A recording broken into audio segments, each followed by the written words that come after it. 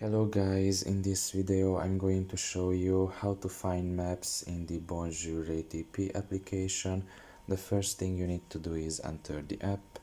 Once you are done with that and you are in the home page, you should look down below and select there the third option, which is maps. And here you can write in something specific in the search bar, like the 12th line or something like that, or you can just scroll down here and you will be able to find basically maps for bus lines, for example, or train and metro. And you can just scroll down and, for example, let's press on this one, and you can see, you will be able to see the map for it, and you can zoom in and out and everything, and you can do the same with the rest. Basically you can just press on one of these and you will be able to see the maps basically for that. So pretty much this is all about it. I hope this video was helpful to you. Thank you for listening and see you next time. Bye bye.